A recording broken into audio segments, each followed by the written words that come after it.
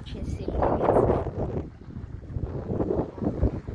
Ветер мне крымский напоминает. Я говорю, ветер как в Крыму, знаете, в мае, мы были.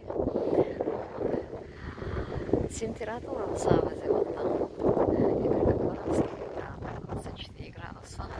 Вот. Ну, а грязь иногда встречаешься, как в Анапе. То есть наше Мурское море объединяет в себе такие прекрасные города. Япония, Анапа, ну, Дубай. Так что